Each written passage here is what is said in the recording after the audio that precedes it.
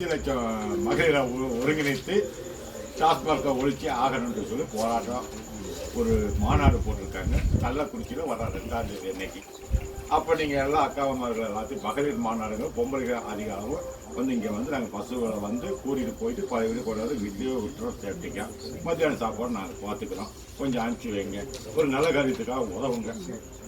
நாட்டையும் வீட்டையும் மோசமான நிலைமைக்கு கொண்டுட்டு வர அந்த டாஸ்மார்க்கை வேண்டவே வேண்டான்ட்டு எல்லா மகளிரும் எப்படி இன்னைக்கு ஒழித்து இன்னைக்கு தமிழகம் நல்லா இருக்குதோ அதே மாதிரி ஒரு ஆளும் கட்சியில இருந்து இன்னைக்கு தலைவர் திருமா அவர் வந்து 2வது அம்பேத்கர், முதல் அம்பேத்கர் இறந்து இன்னைக்கு சட்டத்தை திருத்தி வைத்து இன்னைக்கு நாமெல்லாம் வந்து ஒரு நடுத்தர மக்கள் வந்து ஒரு சட்ட திருத்தங்களுக்கு நடுவுல உட்காந்து கேட்கக்கூடிய தன்மையில இருக்கிற அளவு கொண்டு வந்து அண்ணன் அம்பேத்கர் கொண்டு வந்தார். ஏன்னா அவர் வகுத்து வச்ச சட்டங்கள்.